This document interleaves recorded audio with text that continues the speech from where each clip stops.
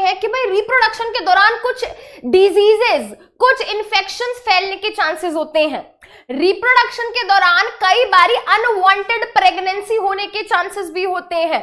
Unwanted pregnancies का क्या मतलब कि भाई कोई कपल है जो नहीं चाहता कि अभी वो बेबी करें, बट अगर प्रेगनेंसी हो गई तो क्या करेंगे भाई, फिर तो बच्चा पैदा करना पड़ेगा, बट नहीं करना ना, तो हम क्या करें, हम पहले से ही क्या करेंगे, कुछ ऐसे मेथड्स को, कुछ ऐसी प्रोसेसेस को हम जान लें जिनकी मदद से हम क्या करें, हम प्रेगनेंसी होने ही ना दें। ठीक है, तो ये आज हम समझेंगे कि क्या क्या रिस्क है, क्या क्या प्रॉब्लम्स है जो रिप्रोडक्शन से रिलेटेड है, एंड वो आ जाती है किसमें, रिप्रोडक्टिव हेल्थ में। जब मैं बात करती हूँ ना हेल्थ की, तो हेल्थ एक बहुत ही वाइड टर्म है। हम क्यों बोलते हैं हेल्थ? हेल्दी पर्सन कौन है? हेल्दी पर्सन वो है जो फिजिकली फिट है, मेंटली फिट है, एंड जल्दी बताओ, क्लास 9th में पढ़ा होगा, क्लास 9th में पढ़ा है बेटा, what are the, which person is known as healthy person?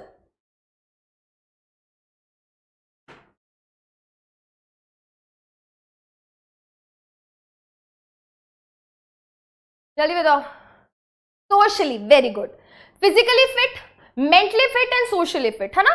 चलो भाई, तो जब हम ये कंसेप्ट पढ़ते हैं ना, तो पहले तो भाई ये बात समझ लो कि जस्ट बिकॉज प्यूबर्टी के बाद बॉयज के अंदर स्पर्म बनना शुरू हो गया, जस्ट बिकॉज गर्ल्स के अंदर प्यूबर्टी के बाद एग सेल डेवलप होना शुरू हो गए, तो इसका मतलब ये थोड़ी है कि 16-17 साल की उम्र में तुम बच्चे पैदा करके बैठ जाओगे, नहीं, क्योंकि तुम अभी खुद ही बच्चे हो, तुम अभी मेंटली फिट नहीं हो भाई, फिट मतलब मेंटली मैच्योर नहीं हो। ठीक है, मेंटली अगर तुम सोच रहे हो कि भाई हम तो बहुत मैच्योर है, तो बेटा बाहर सोसाइटी में निकल के देखो। ठीक है, there is a lot to learn, समाज में बहुत सारी चीजें हैं जिनके बारे में अभी हमें समझना है। तो जस्ट बिकॉज बॉडी में स्पर्म एंड एग सेल बनना शुरू हो गया है, ये काफी नहीं है। आपको सोसाइटी में जाके इकोनॉमिकली भी क्या होना पड़ेगा, फिट होना पड़ेगा, आपको पैसे कमाने पड़ेंगे, क्योंकि कोई फीमेल जब प्रेग्नेंट होगी तो दवाइयां भी हैं, हॉस्पिटल के खर्चे भी हैं, जो बच्चा हो गया उसकी पढ़ाई लिखाई सब कुछ है, तो उसको सपोर्ट करने के लिए सब कुछ होना जरूरी है। तो जब हम रिप्रोडक्टिव हेल्थ की बात करते हैं, तो पर्सन को हर तरीके से क्या होना चाहिए, वेलबींग होना चाहिए, तभी उसको रिप्रोड्यूस करके एक नए बच्चे को जीवन देना चाहिए, इस दुनिया में लाना चाहिए। ठीक है, बच्चे कह रहे हैं बस फाइनेंशियली फिट नहीं है, बेटा अगर तुमने ऐसी बात कर दी ना, तो तुम मेंटली भी फिट नहीं हो अभी। ठीक है, चलो आ जाओ, अभी तो खुद मम्मी से पैसे मांगते हैं, मम्मी 40 रुपए दे दो, 1 प्लेट मोमोज खाने हैं, है ना, और इनको बच्चे पैदा करने हैं। वाह भाई वाह, वाह भाई वाह। चलो जी, चलो ठीक है। अब जब रिप्रोडक्शन की बात करते हैं, तो रिप्रोडक्शन में हमने पढ़ा कि भाई जो मेल एंड फीमेल बॉडी होती है वो क्या होती है, एक दूसरे के कांटेक्ट में आती है। अब जब दो बॉडीज एक दूसरे के कांटेक्ट में आएंगी, तो उस दौरान दो बॉडीज की जो फ्लूइड्स हैं वो इंटरचेंज होंगी। इंटरचेंज मतलब भाई जब मेल बॉडी के थ्रू स्पर्म सेल्स को फीमेल बॉडी के अंदर डाला जाएगा, तो दो बॉडीज एक दूसरे के कांटेक्ट में आई। अब जब वो दोनों एक दूसरे के कांटेक्ट में आई, तो उस दौरान कुछ डिजीजेस के फैलने के चांसेस क्या थे, बहुत ज्यादा हाई थे, बहुत ज्यादा हाई थे। ठीक है, तो उस टाइम पे बेटा कुछ डिजीजेस थी जो क्या हुई, एक बॉडी से दूसरी बॉडी में स्प्रेड हुई। ठीक है, ऐसी डिजीजेस जो सेक्सुअली इंटरकोर्स के दौरान क्या होती हैं, फैलती हैं, ऐसी डिजीजेस को हम बोलते हैं सेक्सुअली ट्रांसमिटेड डिजीज। ऐसी डिजीज या इंफेक्शन जो एक पर्सन से दूसरे पर्सन में फैलती हैं during the time of sexual intercourse, इसको हम कोइटस भी बोलते हैं, इसको हम कोइटस भी बोलते हैं, है ना। ऐसी डिजीजेस को, सेक्सुअल इंटरकोर्स को बेटा कोइटस भी बोलते हैं। तो ऐसी डिजीजेस जो सेक्सुअल इंटरकोर्स के दौरान फैलती हैं, उन डिजीजेस को हम बोलते हैं एसटीडीज, यानी कि सेक्सुअली ट्रांसमिटेड डिजीजेस। ठीक है, जनरली ये बहुत ज्यादा तब देखने को मिलती हैं जब एक पर्सन के मल्टीपल सेक्स पार्टनर्स होते हैं, यानी कि वो एक से ज्यादा किसी पार्टनर्स के साथ सेक्सुअल इंटरकोर्स में अगर इंडल्ज हो रहे हैं, तो वहां पे ये होने के चांसेस बहुत ज्यादा हाई होते हैं। ठीक है, चलिए अब जो सेक्सुअली ट्रांसमिटेड डिजीजेस हैं, ये एक तरीके का इन्फेक्शन है, क्योंकि अगर कोई भी डिजीज एक पर्सन से दूसरे पर्सन में जा रहा है तो वो इन्फेक्शन होगा, राइट। अगर कोई भी चीज कोई भी डिजीज एक पर्सन से दूसरे पर्सन में जा रही है, तो दैट इज अ इन्फेक्शन। ठीक है, अब ये इन्फेक्शन हो सकता है किसी बैक्टीरिया के कारण हो, ये भी हो सकता है कि वो किसी वायरस के कारण हो। भाई बहुत सारी डिजीज हैं जो सेक्सुअल इंटरकोर्स के दौरान फैलती हैं, जैसे कि HIV एड्स।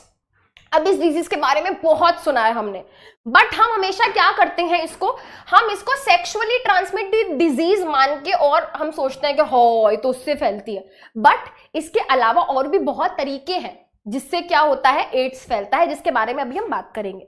इसके अलावा बेटा गोनोरिया है, साइफिलिस है, जेनाइटल वॉर्ट्स है, या फिर हम बात करें हेपेटाइटिस है। बहुत सारी हेपेटाइटिस सेक्सुअल इंटरकोर्स से भी क्या होते हैं, फैलते हैं। तो यहां पे इस बात को समझना जरूरी है कि सिर्फ रिप्रोडक्शन कर लिया ये काफी नहीं है, उस टाइम पे हमें अपनी हेल्थ का भी ध्यान रखना है। ये नहीं कि रिप्रोडक्शन करने चले थे और बीमारियां लेके वापस आ गए, ठीक है। तो इट्स वेरी इंपॉर्टेंट, इस बारे में हमें इंफॉर्मेशन, इसलिए बोल रही हूँ पढ़ लो बेटा, पढ़ लो, तुम्हारे काम आएगा, ठीक है। तुम्हारे फायदे के बारे में पढ़ा रही हूँ, बट तुम्हें पढ़ना नहीं तो भाई अब क्या करें। यहाँ पे एक बच्चा बहुत देर से एपिकोटाइल हाइपोकोटाइल पूछ रही है। बेटा this is not related to human reproduction, ये प्लांट के जब हम सीड जर्मिनेशन की बात करते हैं वहां पे हम कर लेंगे बात। एड्स का मतलब क्या है अभी बता रही हूँ, ठीक है, सुनो चलो। तो बेटा यहाँ पे क्या है, यहाँ पे 4 डिजीजेस हैं जिनके बारे में हमको यहाँ पे पढ़ना है और जानना है। सबसे पहली डिजीज है एड्स, है ना। सबसे पहले एड्स के बारे में बात कर लेते हैं। AIDS stands for acquired, A for acquired, I for immuno, D for deficiency, S for syndrome. AIDS की फुल फॉर्म क्या है, एड्स की फुल फॉर्म है एक्वायर्ड इम्यूनो डेफिशिएंसी सिंड्रोम। तो मैम फिर इसको एचआईवी एड्स क्यों बोलते हैं, क्वेश्चन आया मैम दिमाग में। इसको हम HIV एड्स क्यों बोलते हैं। देखो बेटा बीमारी का नाम एड्स है, होती है किसकी वजह से है, एक वायरस की वजह से है। एंड इस वायरस का नाम क्या है, ह्यूमन इम्यूनो डेफिशिएंसी वायरस। क्या नाम है भाई वायरस का, वायरस का नाम है human immuno deficiency virus. Virus है ये एक वायरस है, और जब ये वायरस किसी हेल्दी पर्सन की बॉडी के अंदर एंटर कर जाता है, जब ये वायरस किसी हेल्दी पर्सन की बॉडी के अंदर एंटर कर जाता है, तो उसको जो बीमारी होती है, उसको जो डिजीज होती है, और ये कैसी डिजीज होती है पता है, ये एक होती है क्रॉनिक डिजीज। अब बच्चों को क्रॉनिक डिजीज का मतलब नहीं पता होगा, है ना। ये जो डिजीज होती है बेटा इसका नाम होता है एड्स। एड्स की फुल फॉर्म क्या है, एड्स की फुल फॉर्म है एक्वायर्ड इम्यूनो डेफिशिएंसी सिंड्रोम। तो भाई जिस पर्सन की बॉडी के अंदर ये वायरस एंटर करेगा, उस पर्सन को जो डिजीज होगी उसको हम बोलेंगे एड्स। और ये क्या है, ये क्रॉनिक डिजीज है। क्रॉनिक मतलब ऐसी डिजीज जो बॉडी के अंदर बहुत ही लंबे ड्यूरेशन के लिए रहती है। Very good very good, chronic का मतलब बता रहे हैं बेटा, क्रॉनिक का मतलब होता है ऐसी डिजीज। सुन लो भाई, देखो 2 तरीके की डिजीज होती है, एक होती है अक्यूट डिजीज और एक होती है क्रॉनिक डिजीज, ठीक है। 9th क्लास तो पढ़ी नहीं मैडम, डब्बा गोला 9th क्लास का तो हमारा। भाई जो डिजीजेस हैं they can be of 2 types, diseases can be of 2 types. एक होती है अक्यूट डिजीजेस जो कि हमारी बॉडी के लिए शॉर्ट ड्यूरेशन के लिए होती हैं, और दूसरी होती है क्रॉनिक डिजीजेस। दूसरी होती है क्रॉनिक डिजीजेस जो हमारी बॉडी के अंदर लॉन्ग ड्यूरेशन के लिए होती हैं और ठीक हो जाती हैं, या फिर ऐसी डिजीज जो लाइफ लॉन्ग के लिए, एक बार हो गई तो भाई जिंदगी भर होगी, फिर ठीक नहीं होती, ठीक है, समझ गए। ऐसी डिजीज जो बहुत ही लंबे टाइम के लिए रहे, acute disease and chronic disease. तो भाई एक बार किसी को मान लो क्या हो गया, कॉमन कोल्ड हो गया, है ना, खांसी जुकाम हो गया, तो भाई वो खांसी जुकाम हो गया, 1 हफ्ते में बंदा ठीक हो जाएगा। तो ये क्या है भाई, ये है एक अक्यूट डिजीज, कॉमन कोल्ड, है ना, खांसी जुकाम होता है, हफ्ते में 10 दिन में हम ठीक हो जाते हैं। तो ये हो गई अक्यूट डिजीज, ठीक है। फिर आ जाती है बेटा क्रॉनिक डिजीज, जैसे ट्यूबरकुलोसिस, टीबी हो गया तो भाई 3, 4, 5, 6, 7 महीने लग जाते हैं, कई बार सालों लग जाते हैं ठीक होने में, ठीक है। किसी को कैंसर हो गया, अब ये तो है नहीं कि आज पता चला कैंसर का और परसों ठीक, ऐसा तो नहीं है। बहुत ही लंबे ड्यूरेशन के लिए, बहुत ही लंबे टाइम के लिए हमको क्या हो जाती है, जो डिजीजेस हो जाती हैं वो हो गई बेटा हमारी क्रॉनिक डिजीज, है ना। किसी को कैंसर है तो भाई बहुत टाइम लग जाता है ठीक होने में, किसी का तो बेटा जिंदगी भर ठीक नहीं हो पाता, समझे। डायबिटीज, वेरी गुड, एक बार हो गया तो भाई हो गया, फिर वो ठीक ही नहीं होता, समझ गए, क्लियर है। चलो ये हो गया क्लियर, वापस आ जाओ। तो एड्स जो है ना बेटा वो क्रॉनिक डिजीज है, एक बार अगर किसी को हो गया तो बेटा वो क्या है बेटा, वो ठीक नहीं होगा। आप उसके वजह से जो भी चीजें हो रही हैं आपकी बॉडी में, आप उसको कंट्रोल कर सकते हो थोड़ा बहुत टाइम के लिए, बट आप उसको हमेशा के लिए आप उससे छुटकारा नहीं पा सकते।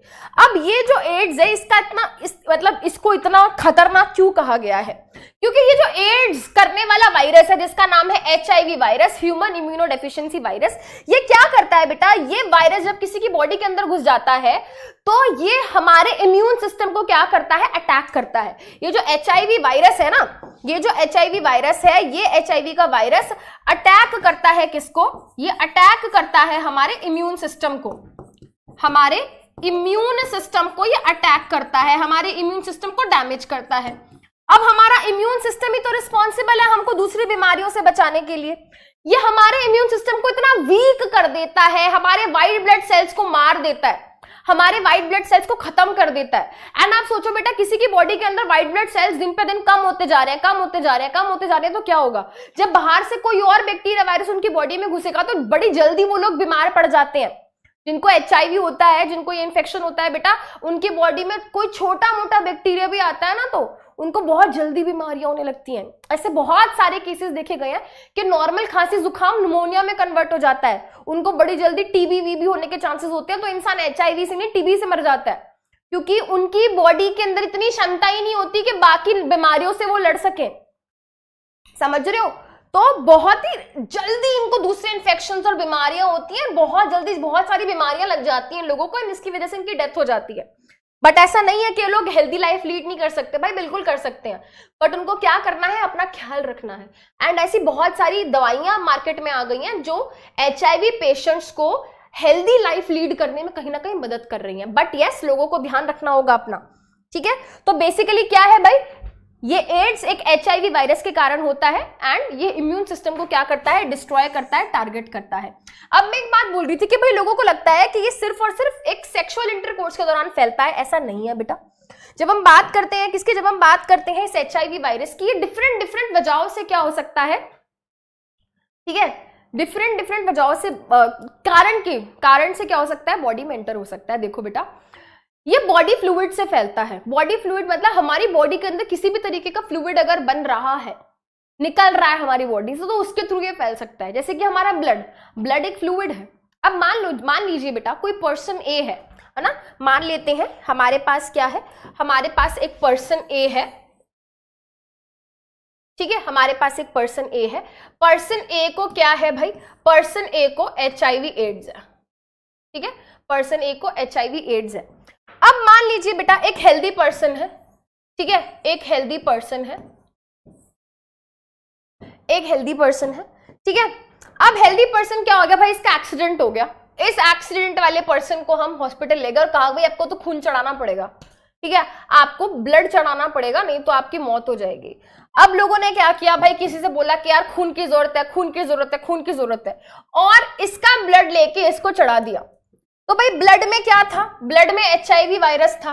अब इसका ब्लड इसके अंदर, ठीक है? इसके ब्लड के अंदर क्या था बेटा? इसके ब्लड, ये HIV पॉजिटिव है। HIV पॉजिटिव मतलब इसको क्या है? इसकी बॉडी के अंदर HIV वायरस है। तो जब इसका ब्लड लेके हम इसके अंदर डाल देंगे तो क्या होगा बेटा? इसका ब्लड और ब्लड के अंदर का HIV वायरस इसके अंदर गया, तो अब ये भी क्या हो गया बेटा? ये भी HIV पॉजिटिव हो गया, इसको भी एड्स हो जाएगा। समझ रहे हो? एंड मान लो आप कहाँ गए, मान लो किसी डॉक्टर के पास गए, है ना, लोकल झोला छाप डॉक्टर के पास गए। मान लो बेटा आपसे पहले ये पहले से वहां गया हुआ था, इसको इंजेक्शन लगाया, तो इसका जो ब्लड था वो इस इंजेक्शन में लगा रह गया। सेम इंजेक्शन को उठा के इसको भी लगा दिया, इसको भी एड्स हो जाएगा। तो बेसिकली ब्लड से भी क्या होता है बेटा? ये HIV वायरस फैलता है, ठीक है? तो क्या क्या कारण हो सकते हैं? Blood transfusion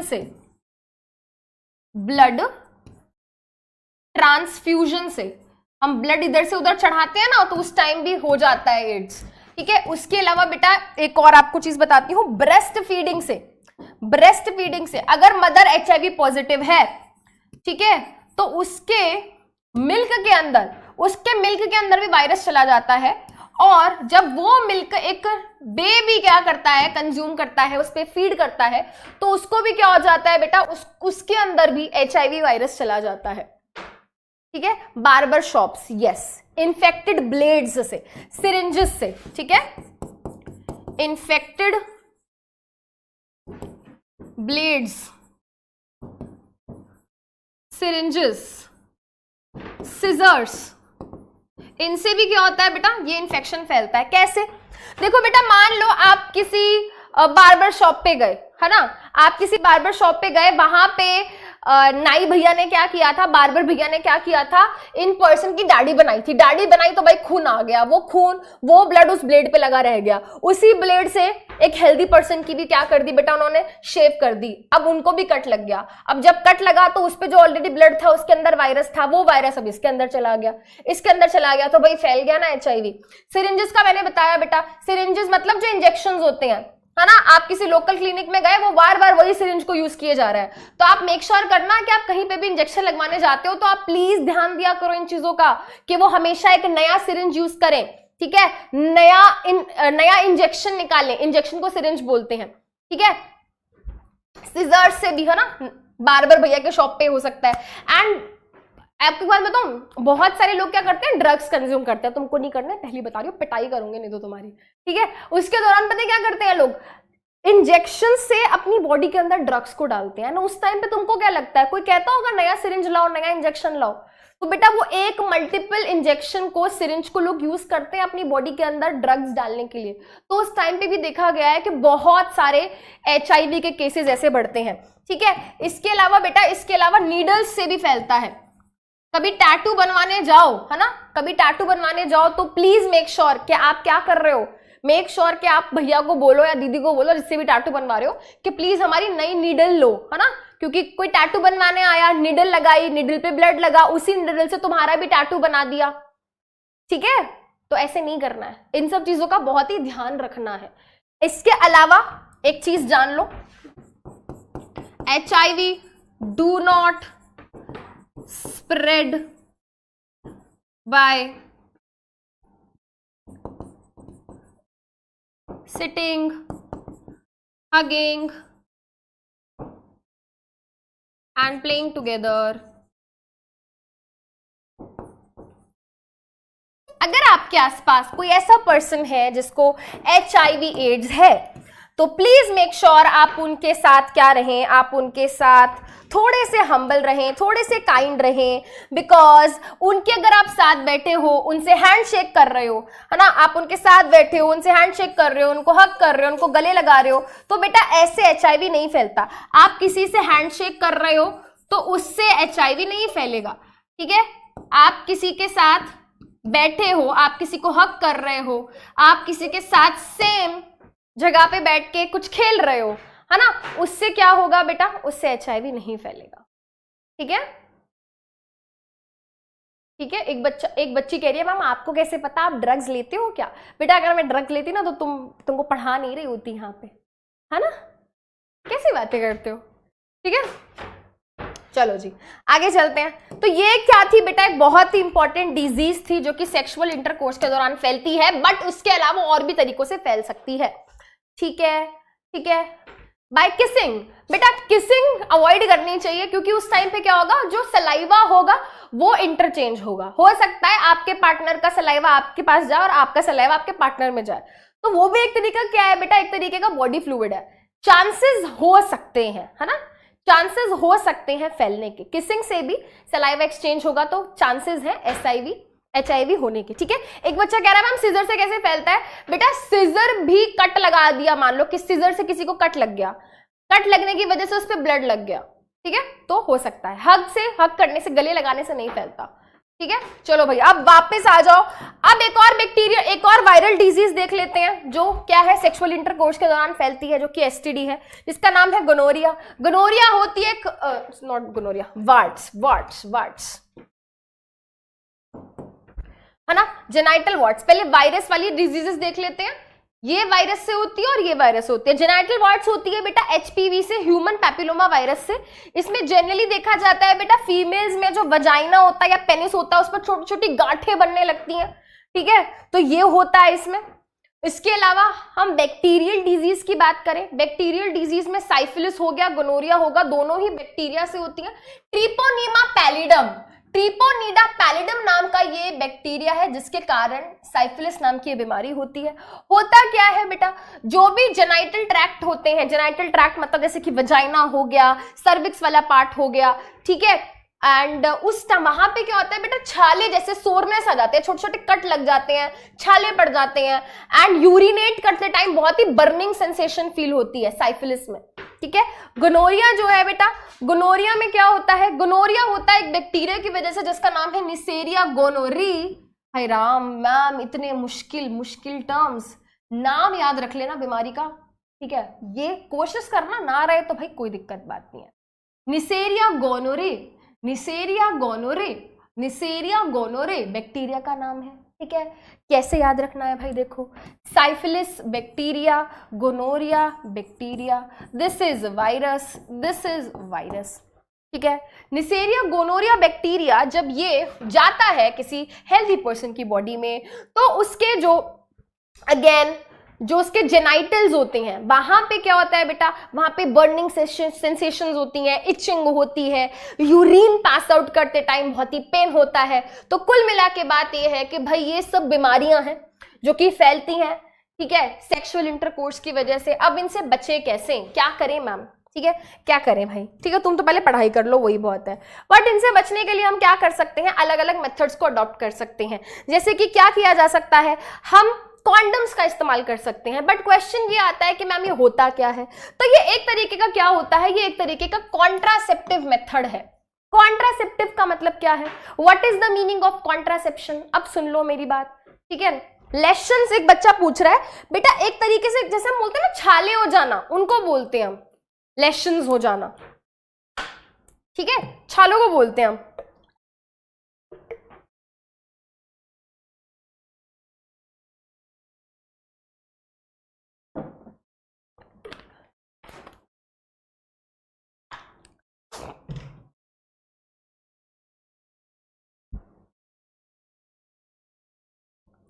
for prevention, very good,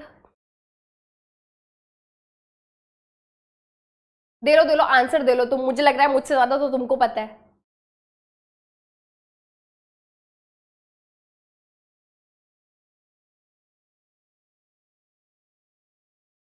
PCOD क्या होता है, चलो उसके बारे में बात कर लेंगे पहले।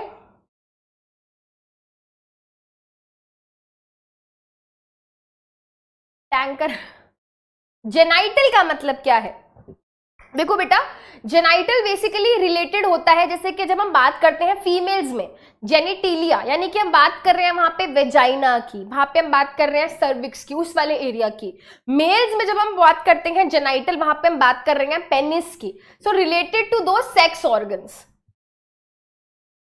चलो स्टार्ट करते हैं। बच्चों ने आंसर देने की कोशिश करी बट मुझे सेटिस्फैक्टरी आंसर नहीं मिला। देखो बेटा, मतलब क्या है कॉन्ट्रासेप्शन का, मतलब क्या है, हम कोई भी ऐसा मेथड या टेक्निक जिसको हम यूज कर रहे हैं क्या करने के लिए, प्रेगनेंसी को अवॉइड करने के लिए, ठीक है। हम नहीं चाहते कि प्रेगनेंसी हो, सेक्सुअल इंटरकोर्स करना चाहते हैं बट हम उसके कॉन्सिक्वेंसेस नहीं चाहते। हम चाहते हैं कि भाई सेक्सुअल इंटरकोर्स होता रहे बट हम ये नहीं चाहते कि प्रेगनेंसी हो। You getting me what I am trying to say? हम ये चाहते हैं कि सेक्सुअल इंटरकोर्स हो बट जो कॉन्सिक्वेंस है, जो क्या है कॉन्सिक्वेंस, मतलब जो रिजल्ट है सेक्सुअल इंटरकोर्स का, जो कि क्या होता है प्रेगनेंसी। भाई सेक्सुअल इंटरकोर्स में अगर इंडल्ज हो रहे हैं तो चांसेस है ना कि प्रेगनेंसी होगी, बट हम नहीं चाहते। हम नहीं चाहते कि प्रेगनेंसी हो, तो हम क्या करें, तो हम करेंगे कॉन्ट्रासेप्शन।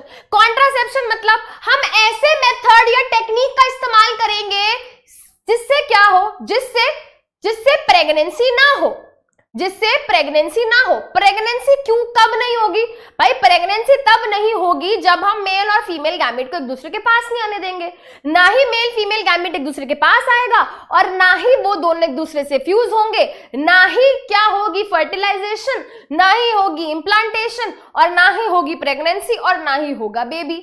और बेबी नहीं होगा तो ऑब्वियस सी बात है कुछ ना कुछ फायदा होगा। क्या फायदा होगा? देखो भाई, फायदा ये होगा, हमें क्यों कॉन्ट्रासेप्टिव मेथड्स को अडॉप्ट करना चाहिए, ठीक है, by two prevent unwanted children. भाई कोई नहीं चाहता कि उनका बच्चा हो तो क्या करे भाई, कॉन्ट्रासेप्टिव मेथड्स का यूज करो। जिसका एग्जाम्पल आप बच्चे यहाँ पे दे रहे हो, जिसका एग्जाम्पल आप बच्चे यहाँ पे दे रहे हो, आपने बताया मैम कॉपर टी होती है, कॉन्डम्स होते हैं, इनके बारे में भी बात करते हैं। तो अगर कोई चाहता है कि भाई हमको बच्चा नहीं चाहिए, अनवांटेड चिल्ड्रन है ना, अनवांटेड भाई जिसकी जरूरत नहीं है, नहीं चाहिए, तो हम क्या करेंगे, कॉन्ट्रासेप्टिव मेथड्स का यूटिलाइज करेंगे। या फिर भाई कोई चाहता है कि हाँ भाई बच्चे हों बट अभी अभी एक बेबी हुआ है, ठीक है, अभी पहले उसका तो ध्यान रख ले, उसको थोड़ा पाल पोस के थोड़ा सा बड़ा कर ले, वो 3-4 साल का हो जाए। गवर्नमेंट ये बोलती है कि भाई आपको 3 से 4 साल का गैप रखना चाहिए। अगर आप प्लान करते हो कि आपके 2 बेबी हो तो मेक श्योर उनके अंदर 3 से 4 साल का एज गैप हो, क्योंकि तब तक वो बच्चा 3-4 साल का होगा तो एटलीस्ट वो चलने लग जाएगा, खाने पीने लग जाएगा, थोड़ा बहुत बोल लेगा। एक साथ छोटे छोटे 2 बच्चे हो गए तो भाई कैसे पालोगे, है ना, खुद को तो पाल नहीं पा रहे हैं, बच्चों को तो क्या पालेंगे, ठीक है। चलो जी, तो मेंटेन करना डिस्टेंस बिटवीन 2 चिल्ड्रन, 2 बच्चों के बीच में जो भी डिस्टेंस है, जो टाइम गैप है, एज गैप है, उस टाइम पे अपनी फैमिली को प्लान करना, है ना, प्लानफुल चिल्ड्रन होने चाहिए सो दैट आप अच्छे से आगे उनकी लाइफ को भी प्लान कर सको। And to prevent the sexually transmitted disease, तो भाई जो डिजीजेस है, HIV एड्स है, साइफिलिस है, गोनोरिया है, वॉट्स है, इन सब से बचने के लिए भी कॉन्ट्रासेप्टिव मेथड्स को यूज किया जाता है, ठीक है। अब ये जो कॉन्ट्रासेप्टिव मेथड्स होते हैं, मतलब ऐसे मेथड या टेक्निक जिनको हम क्यों यूज कर रहे हैं, प्रेगनेंसी से बचने के लिए। प्रेगनेंसी से बचने के लिए जिन मेथड्स को हम यूज करते हैं उनको कॉन्ट्रासेप्टिव मेथड्स बोलते हैं।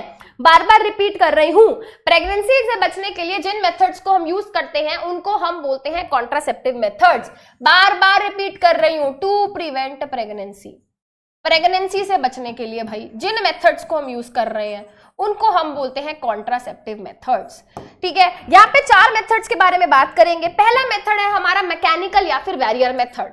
क्या नाम है भाई, मेथड का नाम है मैकेनिकल या फिर बैरियर मेथड। जब हम मैकेनिकल या बैरियर मेथड की बात करते हैं तो इसमें क्या क्या आ जाता है, इसमें कोई डिवाइस मतलब कोई भी ऐसी चीज होती है जिसको हम एज अ बैरियर की तरह यूज करते हैं, ठीक है। बेटा तुम पहले मुझे पढ़ाने दो तभी तो तुम्हारे डाउट्स लूंगी, ठीक है। मैम ट्विंस कैसे होते हैं लिखते हैं, आखिरी में डाउट्स लेते हैं, उसमें हम डिस्कस करते हैं। पहले जो किताब के अंदर लिखा है पहले उसको डिस्कस कर लो, है ना, सुन लो मेरी बात। चलो, तो यहां पे होता क्या है बेटा, यहां पे हम कुछ चीजों को यूज करते हैं जो कि क्या करती हैं, एक्ट करती हैं एज अ बैरियर। बैरियर का मतलब क्या है, देखो भाई मान लो तुम रोड पे जा रहे हो, तुम रोड पे जा रहे हो और वहां पे पुलिस वाले ने आगे क्या किया हुआ है, एक बैरिकेड लगाया हुआ है। बैरिकेड का मतलब समझते हो ना, जब हम किसी रोड पे जाते हैं तो वहां पे क्या कर देते हैं बेटा, एक बैरिकेड लगा दिया जाता है, तुम्हारी गाड़ी फिर फर्दर आगे नहीं जा पाती, ठीक है, नहीं जा पाती। वैसे ही बेटा यहां पे क्या होता है, बैरियर मेथड्स में कॉन्डम्स को या फिर डायफ्राम्स को एक बैरियर की तरह यूज किया जाता है। रास्ता है स्पर्म का बाहर जाने का, बट जहां से उनको बाहर निकलना है उसके आगे क्या कर दिया गया है, वहां पे एक बैरियर लगा दिया गया है। अब बैरियर आगे लगा हुआ है तो बेटा क्या वो आगे जा पाएगा, क्या वो आगे जा पाएगा, नो नहीं जा पाएगा, ठीक है, it will not be able to go. तो उसी तरीके से क्या होता है बेटा, कॉन्डम्स को या डायफ्राम्स को, जो कि क्या है एक तरीके के बैरियर मेथड है, उनको यूज किया जाता है। बेसिकली काम कैसे करता है, जैसे कि मैंने कहा ये वर्क करता है by preventing the meeting of sperm and ovum. कैसे, देखो बेटा कॉन्डम्स या कोई भी तरीके का कॉन्डम हो वो बेसिकली किससे बना होता है बेटा, रबर या फिर लेटेक्स से बने होते हैं, ये रबर जैसे सब्सटेंस से बने होते हैं ये। एंड जब हम मेल्स की बात करते हैं, तो मेल्स, बॉयज, मेल्स, ठीक है, गर्ल्स की बात नहीं कर रही हूं, सिर्फ मेल्स की बात कर रही हूं, तो वो जनरली इनको क्या करते हैं बेटा, इनको वॉर्न करते हैं, इनको पहनते हैं अपनी पेनिस के ऊपर एज अ कवरिंग।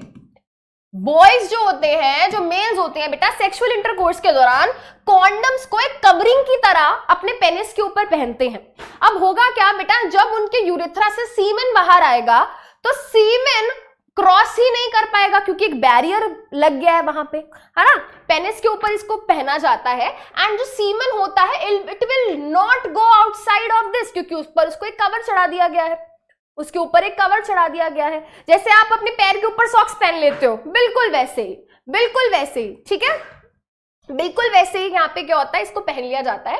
एंड जो भी सीमेन निकलता है, जो भी स्पर्म सेल्स निकलते हैं वो इसी के अंदर इकट्ठे हो जाते हैं, वो बाहर जाते ही नहीं बेटा, वो बाहर जाएंगे नहीं तो वो फीमेल की वजाइना में भी नहीं जा पाएंगे, वजाइना में नहीं जाएंगे तो ऑब्वियस सी बात है फेलोपियन ट्यूब तक भी नहीं पहुंचेंगे, ना ही फेलोपियन ट्यूब तक पहुंचे ना ही प्रेगनेंसी हुई, यही हम चाहते थे। वैसे ही आजकल मार्केट में क्या है बेटा, आजकल मार्केट में फीमेल कॉन्डम्स भी अवेलेबल है।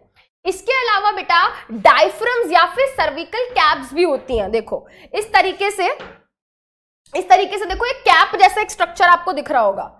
आपको यहाँ पे इस तरीके से कैप जैसा एक स्ट्रक्चर दिख रहा होगा। जनरली सर्विक्स, सर्विक्स किसके अंदर होता है बेटा, मेल्स के अंदर या फीमेल्स के अंदर? Quickly tell me, quickly tell मी।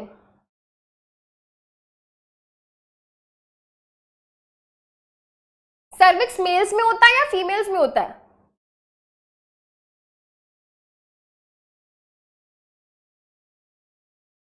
फीमेल्स में, वेरी गुड। तो बेटा ये जो आपको चीज दिख रही है यहां पे, this is basically cervical caps. Cervical caps जो होती है बेटा, ये फीमेल्स के थ्रू यूज किया जाता है। फीमेल्स के अंदर जो सर्विक्स होता है, देखो यहां पे दिस इज द सर्विक्स, वहां पे कैप को इस तरीके से फिट किया जाता है। तो जब सेक्सुअल इंटरकोर्स के दौरान स्पर्म सेल्स क्या होंगे, एंटर करेंगे, तो ये सर्विक्स को क्रॉस ही नहीं कर पाएंगे।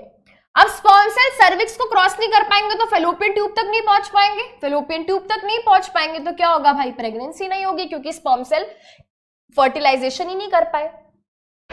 अब अगर हम इसकी बात करें, इस सर्विक्स या सर्विकल कैप के अंदर क्या होता है बेटा, यहां पे एक चीज को फिल किया जाता है जिसको हम बोलते हैं स्पर्मीसाइड।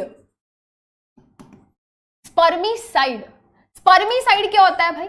स्पर्मीसाइड एक ऐसा सब्सटेंस होता है जो कि क्या करता है, किल कर देता है स्पर्म सेल को। आपने कभी सुना है इंसेक्टिसाइड, ऐसे केमिकल सब्सटेंसेस जिनकी मदद से हम क्या करें, इंसेक्ट्स को किल करें। फंजीसाइड्स, ऐसे केमिकल सब्सटेंसेस जिनकी मदद से हम फंगस को किल करते हैं, ठीक है। Herbicides, insecticides, pesticides. वैसे यहां पे एक टर्म है जिसको हम बोलते हैं स्पर्मीसाइड। स्पर्मीसाइड बेसिकली ऐसे केमिकल सब्सटेंसेस होते हैं जो कि क्या कर देते हैं, किल कर देते हैं स्पर्म सेल को, ठीक है, किल कर देते हैं स्पर्म सेल को। तो यहां पे जनरली होता क्या है बेटा, जब इस कैप को सर्विक्स के ऊपर लगाया जाता है फीमेल्स के अंदर सर्विक्स को ब्लॉक कर देते हैं। एंड जब इसको ब्लॉक करते हैं तो बेटा इसके अंदर यहाँ पे छोटा सा पोर्शन होता है, उसमें ना स्पर्मीसाइड नाम का केमिकल डाला जाता है। तो स्पर्म सेल अगर जाएगा भी ना यहाँ पे, तो वो इस केमिकल के प्रेजेंस में मर जाएगा, ठीक है, वो इस केमिकल की प्रेजेंस में मर जाएगा। अब स्पर्म मर गया तो काहे की प्रेगनेंसी होगी, समझे? तो ये क्या है बेटा, ये बैरियर है, देखो बैरिकेड की तरह आगे अड़ा हुआ है, तो स्पर्म सेल आगे जा ही नहीं पाएगा, ठीक है। कॉन्डम्स हो गए, डायफ्राम्स हो गए, ठीक है, डायफ्राम या सर्विकल कैप्स एक जैसे होते हैं। तो बेसिकली इनका काम क्या है, इनका काम है रुकावट करना, ब्लॉक करना, ठीक है, मिलने नहीं देना स्पर्म और किसको, ओवम को। So they will not be able to meet. अब जब वो मिल ही नहीं पाएंगे तो प्रेगनेंसी होगी ही नहीं। बैरियर मेथड का बेटा क्वेश्चन आता है पेपर में, ध्यान से कान खोल के सुन लो। पेपर में क्वेश्चन आता है कि आप 2 एडवांटेजेस बताओ बैरियर मेथड की, ठीक है, या फिर आप 2 एडवांटेजेस बताओ कॉन्डम्स की। तो आप ये बताओगे कि भाई देखो पहला काम तो ये है कि वो अनवांटेड प्रेगनेंसी नहीं होने दे रहा, वो प्रेगनेंसी को प्रिवेंट कर रहा है। दूसरा फायदा ये होता है कि बेटा यहाँ पे ये सेक्सुअली ट्रांसमिटेड डिजीजेस से भी बचाते हैं, ठीक है। दूसरा फायदा ये है कि ये सेक्सुअली ट्रांसमिटेड डिजीज से भी बचाते हैं, क्योंकि इसके दौरान क्या होता है बेटा, एक बैरियर आ जाता है और दोनों बॉडी फ्लूइड्स एक दूसरे से मिल नहीं पाते। तो ये क्या है बेटा, ये बहुत इंपॉर्टेंट पॉइंट है एंड ये पेपर में पूछे जाने के चांसेस हाई है, ठीक है, क्लियर, वेरी गुड। ये क्वेश्चन आने के चांसेस बहुत ज्यादा हैं, बाद में मत बोलना मैम आपने बताया नहीं, ठीक है। चलो भाई, चलो आगे देखते हैं, ठीक है। नेक्स्ट हमारा यहाँ पे है केमिकल मेथड, है ना। पहला मेथड था हमारा मैकेनिकल या फिर बैरियर मेथड, बैरियर की तरह आगे उसको लगा लेते हैं। नेक्स्ट यहाँ पे बेटा केमिकल मेथड। केमिकल मतलब रिलेटेड टू केमिकल्स। एंड जब हम बात करते हैं रिलेटेड टू केमिकल्स, तो भाई केमिकल्स के कुछ ना कुछ साइड इफेक्ट्स तो जरूर होंगे, देखते हैं भाई। तो जब हम बात करते हैं किसकी, केमिकल मेथड्स की, तो केमिकल मेथड्स में 2 तरीके की चीजें आ जाती हैं, या तो होंगी ओरल पिल्स या फिर होंगी वेजाइनल पिल्स। जनरली जो केमिकल मेथड्स होते हैं जनरली उनको यूज करती हैं फीमेल्स, ठीक है, उनको यूज करते हैं फीमेल्स, ठीक है। फीमेल्स कैसे यूज करती हैं इसको, या तो भाई ओरल पिल है, जैसे आप दवाई खाते हो ना, बीमार पड़ गए भाई, एंटीबायोटिक खा लिया, पैरासिटामोल खा लिया, वैसे ही क्या होता है, वैसे ही दवाई होती है, टैबलेट होती है, पिल होती है, आप उसको खा लो, है ना, ओरल आपने पिल कंज्यूम कर ली। या फिर वेजाइनल पिल, अब ये दवाइयां बेटा इनको खाया नहीं जाता, इनको वेजाइना के अंदर रखा जाता है, इनको प्लेस किया जाता है। बिफोर द सेक्सुअल इंटरकोर्स क्या होगा बेटा, फीमेल अपने वेजाइना के अंदर इन पिल्स को रख लेगी, ठीक है। एंड जब इन पिल्स को कोई फीमेल अपनी वेजाइना में प्लेस करेगी तो वो केमिकल्स क्या करेंगे, एक्ट करेंगे एज अ स्पर्मीसाइड, स्पर्मिसाइड, स्पर्मिसाइड मतलब भाई ये केमिकल्स वहां पे वजाइना में प्लेस हो गए हैं एंड जैसे ही स्पर्म सेल वहां जाएगा तो वो उन केमिकल्स की वजह से मर जाएगा, ठीक है। वो क्या करेंगे बेटा, वो मर जाएगा। तो वो कैसे एक्ट करेंगे बेटा, वो एक्ट करेंगे एज अ स्पर्मिसाइड। समझ गए, समझ गए, चलो जी। अब इन पिल्स के अंदर होता क्या है बेटा, इन पिल्स के अंदर जनरली देखा जाता है इनके अंदर बहुत सारे हॉर्मोन्स होते हैं, ठीक है, हॉर्मोन्स होते हैं। एंड ये हॉर्मोन्स कैसे काम करते हैं बेटा, ये हॉर्मोन्स जब फीमेल इन पिल्स को कंज्यूम करेगी, जब फीमेल कोई इन पिल्स को कंज्यूम करेगी तो वो पिल्स उनकी उसकी बॉडी के अंदर हॉर्मोन्स के लेवल को क्या करेंगे, चेंज करेंगे। एंड वो हॉर्मोन्स क्या करेंगे, ओवम का प्रोडक्शन होने ही नहीं देंगे, प्रिवेंट करेंगे। फीमेल के अंदर क्या होगा बेटा, एग सेल बनेगा ही नहीं, ठीक है, ओव्यूलेशन होगी ही नहीं।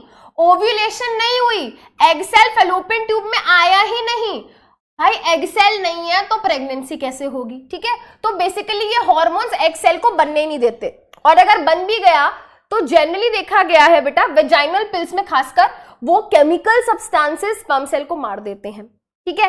एंड अगर ये सब कुछ हो गया तो बेटा हमारे पास जैसे कि आई पिल्स या सहेली की हम बात करें तो ये ऐसी पिल्स होती हैं इनके अंदर इतने हाई लेवल्स होते हैं हॉर्मोन्स के कि ये इम्प्लांटेशन नहीं होने देती। बेटा इम्प्लांटेशन अगर नहीं होगा तो जरा सोचो कैसे ग्रोथ एंड डेवलपमेंट होगी 9 महीने के लिए। तो ये हॉर्मोन्स बेसिकली हार्मोनल लेवल्स को चेंज करके प्रेगनेंसी को नहीं होने देते, ठीक है, ठीक है। सहेली, आई पिल्स, ये सब क्या है बेटा, ओरल पिल्स हैं। एंड ये क्या है बेटा, just a picture vaginal tablets के, ठीक है। देखो जैसे कि मैंने कहा क्योंकि ये केमिकल्स हैं तो इनके कुछ साइड इफेक्ट्स भी होंगे, ऑब्वियसली साइड इफेक्ट्स होंगे, ठीक है। एंड बहुत इंपॉर्टेंट, हम ओरल पिल्स या वजाइनल पिल्स की मदद से सेक्सुअली ट्रांसमिटेड डिजीजेस से हम नहीं बच सकते। व्हाट आर प्रॉपर्टी, यही हमें ये डिस्कस करना है, यही हमको डिस्कस करना है, ठीक है। चलो जी डिस्कस कर लेते हैं, है ना। कॉपर टी क्या है, कॉपर टी है बेटा हमारा थर्ड मेथड ऑफ कॉन्ट्रासेप्शन, ठीक है। फर्स्ट हमारा था मैकेनिकल, सेकंड था हमारा केमिकल, थर्ड है हमारा इंट्रा यूटेराइन कॉन्ट्रासेप्टिव डिवाइस। इसकी फुल फॉर्म आप देखोगे बहुत जगह पे IUCD या फिर सिर्फ IUD भी होती है। I मतलब इंट्रा, U मतलब यूट्रस यूटेराइन, C मतलब कॉन्ट्रासेप्टिव, D मतलब डिवाइस। पहली बात तो ये जान लो भाई ये किससे रिलेटेड है, ये रिलेटेड है यूट्राइन मतलब यूट्रस। यूट्रस किस में होता है, मेल्स में या फीमेल्स में, जल्दी से बताओ, जल्दी से बताओ, मेल्स में होगा या फीमेल्स में होगा। यूट्रस मेल्स में होता है या फीमेल्स में, क्विकली टेल मी, मेल्स में होगा फीमेल्स में होगा, फीमेल में, वेरी गुड। तो बेटा जो IUD होता है, IUD जो होता है फीमेल्स के द्वारा यूज किया जाता है। अब इसमें होता क्या है देखो बेटा, इसके कुछ एग्जांपल्स देखते हैं। कुछ डिवाइसेस होते हैं, डिवाइसेस जैसे कि कॉपर टी, डिवाइस जैसे कि कॉपर टी, CU किसके लिए डिनोट होता है बेटा, कॉपर के लिए। एंड क्योंकि इसकी शेप ऐसे टी शेप है ना, IUD का एग्जाम्पल है, एक बहुत फेमस एग्जाम्पल है कॉपर टी। इसको कॉपर टी क्यों बोलते हैं, पहली बात इसको टी क्यों बोलते हैं, क्योंकि इस तरीके से टी शेप का है, क्योंकि ये क्या है इस तरीके से टी शेप का है, इसलिए इसको कॉपर टी बोलते हैं। एंड क्योंकि इसके ऊपर क्या होता है बेटा, एक बहुत ही फाइन बहुत ही पतला सा क्या होता है, इस तरीके से कॉपर की एक वायर इसके ऊपर क्या होती है, कॉइल्ड होती है। किसकी बेटा, कॉपर की, कॉपर की, क्योंकि उसके ऊपर इस तरीके से कॉपर की वायर कॉइल्ड होती है इसलिए इसका नाम क्या पड़ा है, कॉपर टी पड़ा है, ठीक है। आयरन नहीं होता, कॉपर होता है, कॉपर, ठीक है। जो बच्चा यहाँ पे कह रहा है मैम समझ नहीं आ रहा, सुनो बेटा, हम यहाँ पे बात कर रहे हैं किसकी, कॉन्ट्रासेप्टिव मेथड्स की। कॉन्ट्रासेप्टिव मेथड्स ऐसे मेथड्स होते हैं जिनकी मदद से हम प्रेगनेंसी को प्रिवेंट करते हैं। अगर हम नहीं चाहते कि प्रेगनेंसी हो, ठीक है, अगर हम ये चाहते हैं कि प्रेगनेंसी ना हो, अगर हम ये चाहते हैं कि प्रेगनेंसी ना हो, तो हम कौन से मेथड्स को यूज करते हैं, हम यूज करते हैं कॉन्ट्रासेप्टिव मेथड्स को। कॉन्ट्रासेप्टिव मेथड्स जैसे कि मैकेनिकल मेथड, हम कॉन्डम्स का इस्तेमाल कर सकते हैं, हम सर्विकल कैप्स का इस्तेमाल कर सकते हैं, हम कुछ केमिकल्स का यूज कर सकते हैं जैसे कि सहेली, ठीक है, जैसे कि कुछ आई पिल्स हो गई, वेजाइनल पिल्स हो गई, इनका इस्तेमाल कर सकते हैं। या फिर हम इस्तेमाल कर सकते हैं इंट्रा यूटराइन कॉन्ट्रासेप्टिव डिवाइस, यानी कि ऐसे डिवाइसेस जिनको क्या किया जाता है, ठीक है, इंट्रा मतलब इनसाइड, यूटराइन मतलब यूट्रस, इंट्रा का मतलब यहाँ पे क्या है, इनसाइड, यूटराइन का मतलब यहाँ पे क्या है, यूट्रस। तो यूट्रस के अंदर कोई चीज होती है, उसको डाला जाता है, ठीक है, कोई चीज होती है, कोई डिवाइस होता है, कोई डिवाइस होता है जिसको क्या किया जाता है, यूट्रस के अंदर डाला जाता है, यानी कि फीमेल के यूट्रस के अंदर डाला जाता है। एंड जब इसको हम फीमेल के यूट्रस में डालते हैं तो वो कॉन्ट्रासेप्टिव की तरह काम करता है, मतलब प्रेगनेंसी से बचाने का काम करता है। यहाँ पे मैंने एग्जांपल दिया कि कॉपर टी एक तरीके का आईयूसीडी है, यानी कि एक वो डिवाइस है जिसको फीमेल के यूट्रस के अंदर डाला जाता है सो दैट प्रेगनेंसी ना हो। बट इसके अलावा और भी बहुत सारे आईयूसीडीज हैं, जैसे कि हार्मोनल आईयूडीज, ठीक है। अब क्या फर्क है इनके अंदर समझ लेते हैं पहले, है ना, फिर आगे देखते हैं। देखो बेटा, जैसा कि मैंने कहा कि फीमेल्स के अंदर यूट्रस होता है, तो ऑब्वियस सी बात है कॉपर टी फीमेल्स के अंदर डाली जाती है। ये देखो बेटा, ये क्या है, ये यूट्रस है, ठीक है। यहां से ये क्या हो गया बेटा, यहां से ये फेलोपियन ट्यूब है। अब कॉपर टी नाम का ये जो डिवाइस होता है, इसको लेके फीमेल के यूट्रस के अंदर ऐसे प्लेस कर देते हैं, इंसर्ट कर देते हैं। एंड ये खुद नहीं कर सकते, ये खुद नहीं कर सकते, ठीक है, ये डॉक्टर के थ्रू कराया जाता है। कुछ जो स्पेशलाइज्ड डॉक्टर होते हैं बेटा, उनकी मदद से इनको इंसर्ट कराया जाता है। और ये नहीं है कि ये हर हफ्ते आपको चेंज करना पड़ रहा है, नो। एक बार अगर किसी फीमेल ने कॉपर टी लगवा ली है तो वो लगभग 3 से 4 साल वो अंदर लगी रह सकती है। एंड क्या होगा बेटा, it will help to prevent pregnancy, ये प्रेगनेंसी से बचाने में काम करेगी। देखो आप अगर बहुत ही ध्यान से देखोगे तो यू विल फाइंड कि यहां पे इस तरीके से इसने ब्लॉक कर दिया है रास्ता। अब अगर स्पर्म सेल्स यहां से आ भी गए, ठीक है, अगर यहां से स्पर्म सेल्स बेटा आ भी गए तो वो आगे जा ही नहीं पाएंगे। यहां से स्पर्म सेल्स आ भी गए तो वो आगे जा ही नहीं पाएंगे, क्योंकि आगे का रास्ता ब्लॉक्ड है। इसके अलावा एक बहुत इंपॉर्टेंट कॉन्सेप्ट यहाँ पे ये है कि जो कॉपर टी है उसके ऊपर कॉपर की वायर इस तरीके से चढ़ाई गई है। अब इस कॉपर की वायर में से धीरे धीरे क्या होता रहता है, इस कॉपर की वायर्स में से धीरे धीरे कॉपर के जो आयन्स होते हैं वो रिलीज होते रहते हैं। कॉपर टी अंदर लगा दी, फीमेल की यूट्रस के अंदर हमने कॉपर टी को फिट कर दिया है। कॉपर टी में से क्या होगा बेटा, धीरे धीरे कॉपर आयंस निकलेंगे। अब ये कॉपर आयंस यहाँ पे इकट्ठे होते रहते हैं। स्पर्म सेल जैसे ही फीमेल के यूट्रस में पहुंचेगा तो ये कॉपर आयंस क्या करेंगे, ये कॉपर आयंस क्या करेंगे बेटा, स्पर्म सेल्स को मार देंगे। काम खल्लास, ठीक है, काम खल्लास। बेचारे कॉपर आयंस की प्रेजेंस में सरवाइव नहीं कर पाएंगे, मर जाएंगे, ठीक है बेचारे।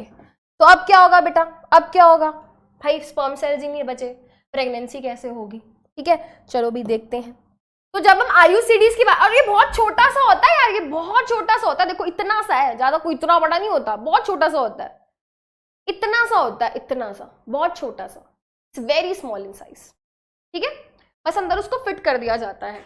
तो ये बेसिकली क्या होते हैं, टी शेप्ड के डिवाइसेस होते हैं जिनको इम्प्लांट कर देते हैं, इंसर्ट कर देते हैं, कहां पे, यूट्रस के अंदर। ये जनरली 2 तरीके के होते हैं, या तो कॉपर आईयूडीज होंगे, यानी कि जो टी शेप का डिवाइस है या तो उस पे कॉपर की वायर चढ़ी होगी। कॉपर की वायर में से क्या होता है, धीरे धीरे कॉपर के आयंस रिलीज होते रहते हैं यूट्रस के अंदर।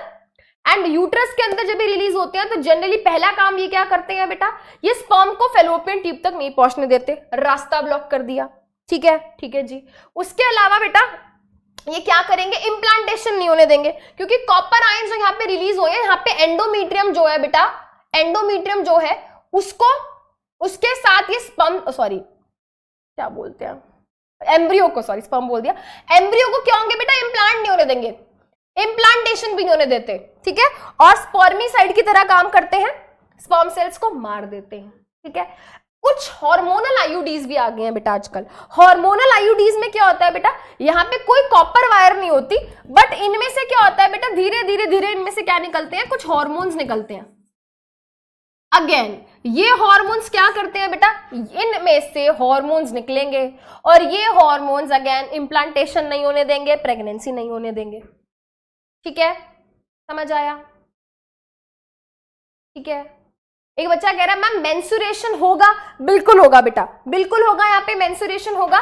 मेंसुरेशन में क्या होता है बेटा, एंडोमीट्रियम जो होती है वो शेड होके निकलती है। तो एंडोमीट्रियम के साथ तो हमने कुछ नहीं किया ना यहाँ पे। एंडोमीट्रियम अगेन हर महीने क्या होगी बेटा, थिक एंड स्पॉन्जी होगी, वेट करेगी प्रेगनेंसी होगी या नहीं होगी। अगर प्रेगनेंसी नहीं हुई तो बेटा ये सारी एंडोमीट्रियम की वॉल्स रप्चर होंगी और ब्लड जो होगा वेजाइना के थ्रू शेड होके बाहर आ जाएगा। ठीक है, चलो जी आगे चलते हैं, आगे चलते हैं। यहाँ पे बेचारा स्पर्म सेल रो रहा है, मैं नहीं बचेगा इधर, मैं मर जाएगा। जैसे ही बेचारा स्पर्मिसाइड्स के कांटेक्ट में आता है बेचारा मर जाता है ना, कोई जीने नहीं दे रहा उसको। चलो जी आखिर यहाँ पे बात करते हैं बेटा सर्जिकल मेथड्स की। सर्जिकल मेथड्स को हम स्टरलाइजेशन भी बोलते हैं, सर्जिकल मेथड्स को हम स्टेरिलाइजेशन भी बोलते हैं। स्टेरिलाइजेशन हिंदी में इसको नसबंदी भी बोला जाता है, स्टेरिलाइजेशन नसबंदी भी बोलते हैं इसको। ठीक है, अच्छा कॉन्डम को निरोध बोलते हैं हिंदी में। ठीक है, एग कहां जाएगा, एग बनेगा और वहीं दोबारा वहीं पे मर जाएगा वो। ठीक है, यूरिन यहां से नहीं निकलता है बेटा, देखो एक बार इसको कंप्लीट करो फिर बताती हूं। ये वाला डायग्राम, ये वाला डायग्राम बेटा, यहां पे यूरिन यहां से नहीं निकलता बेटा। फीमेल्स में ना यहाँ पे ऊपर एक अलग ओपनिंग होती है जिसको हम यूरेथ्रा बोलते हैं, यहां से यूरिन निकलता है। फीमेल्स में बेटा यूरेथ्रा अलग होती है, वहां से यूरिन निकलता है। ठीक है, चलो आगे चलते हैं, आगे चलते हैं, आगे चलते हैं। चलो सर्जिकल मेथड्स की बात करते हैं। इसमें क्या है बेटा, सर्जरी कर देते हैं। सर्जरी क्या कर देते हैं बेटा, पहले मेल्स की बात करते हैं। मेल्स में एक बहुत इंपॉर्टेंट ट्यूब होती है जिसका नाम होता है वास डिफरेंस। क्या होता है भाई, वास डिफरेंस। इसमें क्या होता है बेटा, मेल्स के अंदर ये जो वास डिफरेंस होती है ये टेस्टिस से अटैच्ड होती है। टेस्टिस का काम है स्पर्म सेल बनाना। स्पर्म सेल मैच्योर होते हैं एपिडिडाइमस में। अब यहां पे जो स्पर्म सेल्स बने मैच्योर हुए उनको बाहर की तरफ लेके जाती है वास डिफरेंस। हम क्या करते हैं बेटा, हम नहीं करते, डॉक्टर करते हैं। हाँ, डॉक्टर क्या करते हैं बेटा, स्क्रोटम में हल्का सा एक कट लगा देते हैं, वहां से हल्की सी वास डिफरेंस को खींच के क्या कर देते हैं बेटा, कट लगा देते हैं और बांध देते हैं, यानी कि वास डिफरेंस कट कर दी। तो यहां से क्या होगा भाई, यहां से जब स्पर्म सेल आगे की तरफ जाएगा जाएगा जाएगा है, आगे तो रास्ता ही नहीं है क्योंकि उसको कट कर दिया। अब क्योंकि कट कर दिया तो स्पर्म सेल यहीं रह जाएंगे, स्पर्म सेल्स यहीं रह जाएंगे। स्पर्म सेल्स आगे जा ही नहीं पाए, स्पर्म सेल्स यहां से निकल ही नहीं पाए, स्पर्म सेल्स यहां से निकले नहीं तो फीमेल बॉडी में नहीं गए, तो काहे की प्रेगनेंसी। ठीक है, तो बेसिकली इसमें हम वास डिफरेंस में कट लगा देते हैं, वास डिफरेंस में कट लगा के उनको बांध देते हैं। ये है वैसेक्टोमी।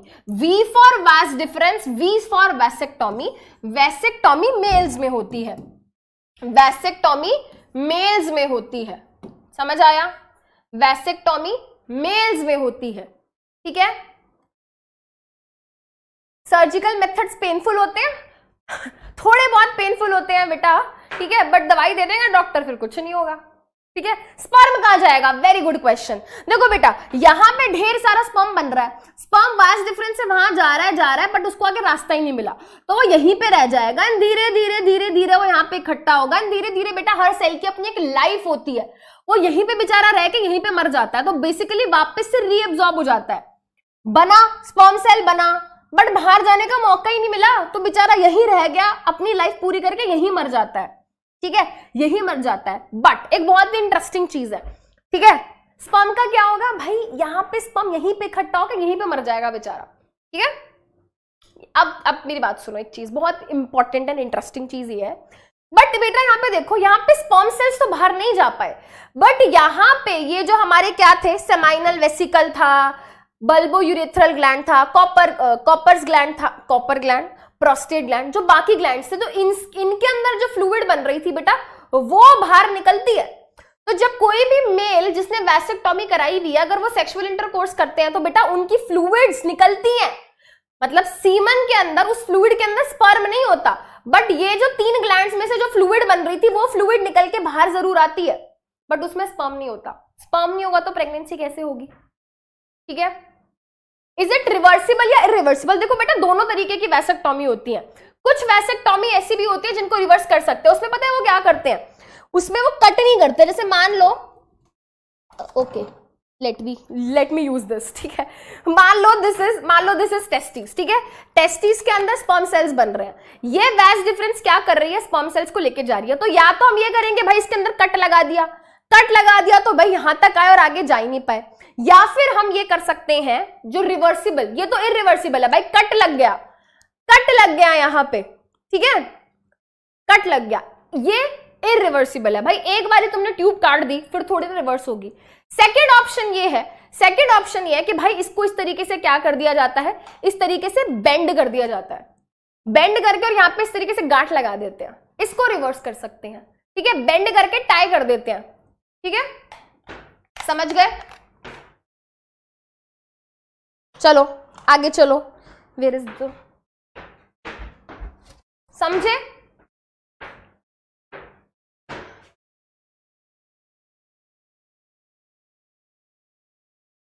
अच्छा, और ये क्या है बेटा, ये क्या है, ये जनरली उन लोगों को सजेस्ट किया जाता है जिनके ऑलरेडी बच्चे होंगे एंड वो फर्दर आगे बेबीज नहीं चाहते, उनको बताया जाता है कि भाई आप वेसेक्टॉमी करा लो।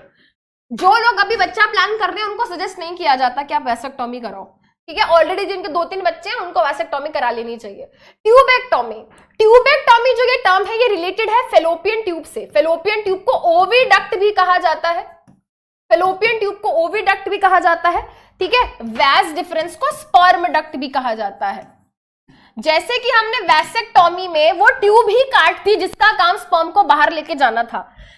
फीमेल्स में क्या होगा बेटा, फीमेल्स में हम फेलोपियन ट्यूब को कट कर देंगे।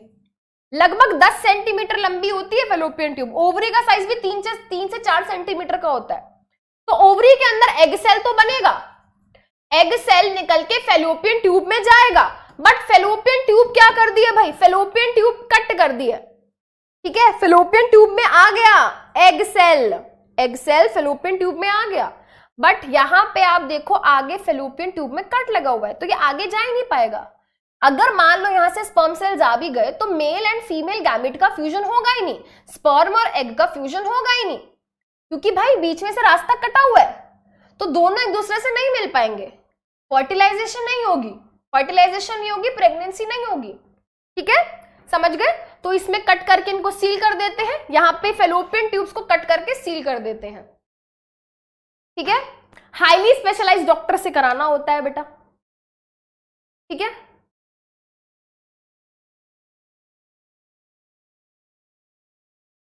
सर्जिकल मेथड से एसटीडीज से आप नहीं बच सकते। सर्जिकल मेथड्स एसटीडी से, सेक्सुअली ट्रांसमिटेड डिजीजेस से नहीं बचाते, ठीक है। चलो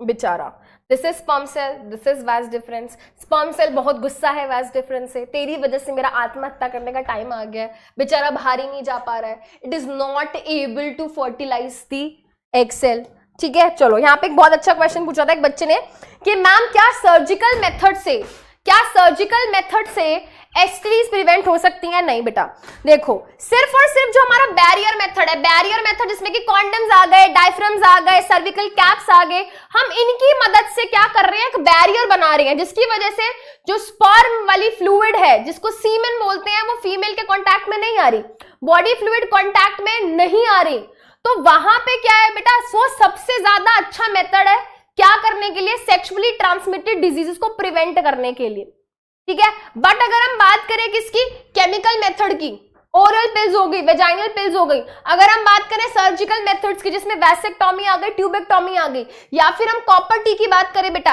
ये मेथड्स प्रेगनेंसी से तो बचाएंगे, प्रेगनेंसी नहीं होगी, बट ये सेक्सुअली ट्रांसमिटेड डिजीज से नहीं बचाएंगे, ठीक है। तो अगर कोई उनसे पूछे कि भाई क्या आप सेक्सुअली ट्रांसमिटेड डिजीज से बचाओगे, तो भाई इसकी गारंटी मैं नहीं दे सकता, ठीक है। इनका काम सिर्फ और सिर्फ क्या है भाई, इनका काम सिर्फ और सिर्फ प्रेगनेंसी से बचाना है, that's it. Sexually transmitted disease और प्रेगनेंसी दोनों से बचाने का काम हमारा बैरियर मेथड का है। I hope this is clear. जल्दी बताओ ये बात क्लियर हुई कि नहीं हुई। यहाँ पे बहुत सारे बच्चों को बहुत सारे डाउट्स आ रहे हैं, आई नो। हम एक काम करते हैं, हमारी परसों हमारी क्लास है, ठीक है। आप सभी बच्चे क्या करना, पहले मैं टॉपिक पढ़ा दूं फिर बोलती हूँ तुम्हें, है ना। चलो बेटा, एक बहुत ही छोटा सा टॉपिक है, बहुत ही छोटू सा एक टॉपिक है, पॉपुलेशन का। जब हम प्रेगनेंसी की बात करते हैं, रिप्रोडक्शन की बात करते हैं बेटा, तो वहां पे एक बहुत बड़ा कॉन्सिक्वेंस और रिजल्ट ये है कि भाई रिप्रोडक्शन से नए नए बेबीज बनते हैं, नए नए बेबीज बनते हैं मतलब नई नई पॉपुलेशन बन रही है, पॉपुलेशन बढ़ रही है। इंडिया ऑलरेडी क्या है, largest population of the world, largest population of the world है, ठीक है। एंड आप समझो बेटा, इतनी लार्ज पॉपुलेशन, हाई डिमांड्स, पैसा लोगों के पास है नहीं, उनको पालेंगे कैसे, है ना, लाइफस्टाइल भी तो मेंटेन करना है। तो पॉपुलेशन का मतलब क्या है, what do we actually mean by population? Population मतलब टोटल नंबर ऑफ इंडिविजुअल, किसी भी स्पीशीज के एक पर्टिकुलर एरिया में एक पर्टिकुलर टाइम पे कितने टोटल नंबर ऑफ इंडिविजुअल्स हैं, वो कहलाती है वहां की पॉपुलेशन, वो कहलाती है वहां की पॉपुलेशन, ठीक है। पॉपुलेशन मतलब क्या, मान लीजिए क्या है, एक ज्योग्राफिकल एरिया है, उस ज्योग्राफिकल एरिया में एक पर्टिकुलर टाइम पे, ठीक है, एक पर्टिकुलर टाइम पे कितने इंडिविजुअल्स हैं उस पर्टिकुलर स्पीशीज के, ठीक है, उस पर्टिकुलर स्पीशीज के कितने इंडिविजुअल्स हैं, वो कहलाती है वहां की पॉपुलेशन, ठीक है। एक ज्योग्राफिकल एरिया में एक स्पेसिफिक टाइम पे कितने टोटल नंबर ऑफ इंडिविजुअल्स हैं, वो कहलाती है वहां की पॉपुलेशन। अब किसी भी जगह की जो पॉपुलेशन होती है वो डिपेंड करती है दो फैक्टर्स के ऊपर, कि वहां का मॉर्टैलिटी रेट क्या है, वहां का मॉर्टैलिटी रेट क्या है, एंड वहां का डेथ रेट क्या है। इसका क्या मतलब होता है, what do we mean by mortality rate? Mortality rate मतलब रेट ऑफ न्यू बर्थ। भाई किस स्पीड से वहां पे नए बच्चे जन्म ले रहे हैं, वो कहलाता है मॉर्टैलिटी रेट, ठीक है, मॉर्टैलिटी रेट। डेथ रेट क्या है, रेट ऑफ डेथ। किस स्पीड से एक स्पेसिफिक एरिया में लोगों की डेथ हो रही है, वो कहलाता है वहां पे डेथ रेट। मतलब सुनो, एग्जाम्पल से समझ आएगा बेटा। मान लेते हैं जगह है, वहां पे क्या हो रहा है बेटा, जो लोग हैं वो बड़ी जल्दी मर रहे हैं, मतलब बूढ़े लोग बहुत ज्यादा है तो मरे जा रहे हैं। एंड वहां पे क्या हो रहा है, नए बच्चे जन्म नहीं ले रहे, ठीक है, new babies are not taking birth, ठीक है। तो क्या होगा बेटा, जो ऑलरेडी लोग हैं वो मरते जा रहे हैं, जो नए बच्चे हैं वो जन्म ले नहीं रहे। तो क्या होगा बेटा, जो ऑलरेडी लोग हैं वो मरते जा रहे हैं, जो नए बच्चे हैं वो जन्म लेते जा रहे हैं। तो क्या होगा, वहां उस स्पेसिफिक एरिया की पॉपुलेशन का साइज बढ़ रहा है या कम हो रहा है, सोच के बताना। मैंने यहां पे तुमको एग्जाम्पल दिया, केस 1 मैंने तुमको यहां पे एग्जाम्पल दिया कि एक एरिया है, वहां का जो डेथ रेट है बहुत हाई है, वहां पे डेथ बहुत हो रही है लोगों की, पर जो मोर्टेलिटी रेट है वो कम है, ठीक है। मौत बहुत ज्यादा होती है, जल्दी होती है, पर बच्चों का जन्म जल्दी नहीं होता। तो उस जगह का जो पॉपुलेशन का जो साइज है वो आपको क्या लग रहा है, वो कम हो रहा है या बढ़ रहा है? उस जगह की पॉपुलेशन बढ़ रही है या कम हो रही है?